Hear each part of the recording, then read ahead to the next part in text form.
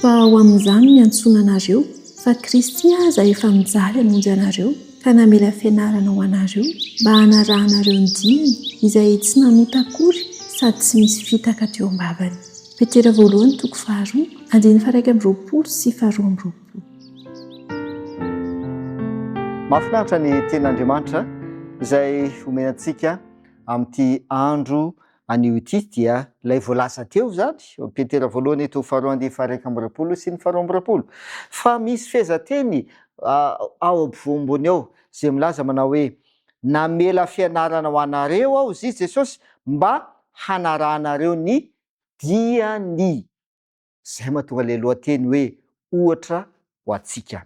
Efa nozavaina tamintsika fa anisan'ny antony nahatongavan' Jesosy teto an-tany ka tonga olombelona tahaka antsika izy, naka ny toerantsika izy dia mba anehoana amin'ny olombelona rehetra fa azo ny olona tao ny manaraka ny ohatra izay omeny Jesosy.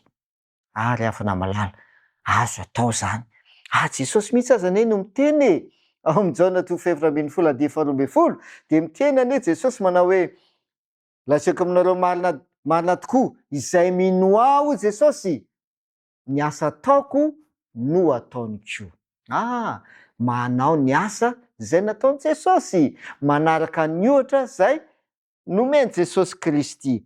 Mazava ry havana malala ny andrasan'ny tompo amintsika tsy raray avy. Tsy ankinana fiangonana ane zany fa zay milaza ny tenany fa mino an Jesosy izy dia manaraka ny ohatra izay nomeny Jesosy, izay no andrasan'ny Jesosy aminy. Tsy mety ho tanteraka atsika, ny fankataovantsika zany mety tsy ho tanteraka kanefa matoky Jesosy Kristy fa ny famendriany dia andrakofany ny tsy fahatanterantsika Fantatr' Jesosy fa tsy tanterakitsika io ary na ny fankataovantsika azy dia tsy tanteraka fa izay indrindra no mahatonga Jesosy miantsatsika manao hoe makanesa ty amiko. Mavesatra aminao le entana, makanesa ty amiko hoy Jesosy Kristy. Ny anjaran'ny kristianina dia ny mitozo amin'ny fialana amin'ny ota tsiraray. Zay zany no andrasana amintsika. Zay no anjarantsika. Anjarantsika ny manapa-kevitra hiala amin'ny fahotana. Mila mivavaka mandrakariva nefa tsika mba hatanteraka an'izany ary mba hanasitranana ny fanahintsika. Ten'Andriamanitra dia milaza manao hoe mifampifavaha mba ho sitrana ianareo. Tsy manana fahendrenana itsika na hery entina handresy fa Jesosy no manana izany. Inona no zavatra ho ataony? Omeny atsika, omeny an'izay rehetra mangataka famonjena aminy sy amin'ny fanetretena ary amin'ny fotorotoro ny hery hoentina mandresy. Ry havana malaza zay na tonga ny apôstôly Paoly miteny manao hoe ny herin'i Jesosy Kristy dia miasa ao amin'ny fahalemena. Dia maika aho izy, mirehare aho izy ny amin'ny fahalemeko. Satria ny herin'i Jesosy no manome azy hery mba andresena ny fahalemena. Asa maharitra zany izy io, tsy vitany indray andro io na ray volana fa asa maharitra ary mitohy izany fanovana izany dia ny firosoana amin'ny fahamasinana izany. Dia miasa isan'andro ary miroso isan'andro amin'ny dingan'ny fahamasinana ny olon'Andriamanitra. Fiaraha-miasa amin'Andriamanitra izany ezaka izany. Tsy fahagagana io hoe tonga dia masina avy hatrany fa miara-miasa amin'i Jesosy Kristy.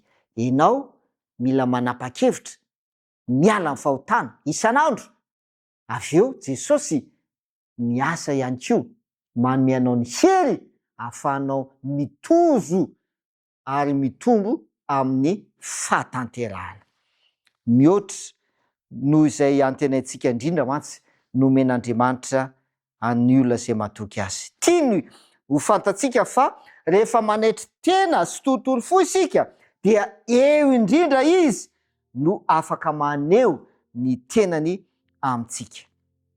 Dia omemboninahitra tokoa Andriamanitra rehefa tia azy isika ka manambara ihany koa sy mampiseho eo amin'ny fiainantsika ny fitiavana azy marina amin'ny alalan'ny fitandremantsika ny didin'Andriamanitra. Ry havana malalo, izay mahatonga Jesosy milaza amina hoe raha tia ahy ianareo tandremarany ny didiko e. Ary ho an'izay mitojo amin'izany fitombona fahamasinana izany dia izao no voalazan'ilay ten'Andriamanitra. Dia hozy izy hoe ny sabata dia ho famantarana ho amiko sy ho aminy mba ho fantany fa izao Jehovah no manamasina azy. Ezekiela 2:20. Natao hoe fanamasinana zany dia tsy na fa fanazarana mifandray, fahazarana mifandray amin'Andriamanitra. Fahazarana mifandray amin'Andriamanitra. Tsy misy zava-dehibe sy mahery toy ny fitiavan'Andriamanitra ny zanany. Ary Andriamanitra dia tiana masina antsika izy. Satria nahoana? Masina izy. Masina anie ilay Andriamanitra izay raintsika. Ka itsika izay antsoina hoe zanak'Andriamanitra dia tian'Andriamanitra hiaina sy hanana an'izany famasinana zany ihany koa. Dia nanome ohatra ao antsika Jesosy ny amin'izany hoe famasinana izany. Andeha hiaraka hivavaka antsika. Raina izay ny an-danitro, misaotra anao izahay satria nanome modely ohatra ho anay tokoa Jesosy Kristy. Tonga olombelona tahaka anay izy, teto amin'ity zao tontolo izao feno faratsiana ity izy, nefa tsy nanota izy. Miatrika fakapanahy izy, tahaka anay ihany koa miatrika fakapanahy, nefa tsy lavo tao amin'ny fakapanahy izy, mba ahafahany mampandresanay. Dia azonay atao ihany koa ny mandresy miaraka amin'ny Jesosy Kristy ka hitombo amin'ny fahamasinana. Tompo, tiana indrindra re. Raha mba ho tanteraka eo amin'ny fiainanay tsirairay avy izany hoe fanamasinana avy aminao izany. Amin'ny anaran'i Jesosy, amen.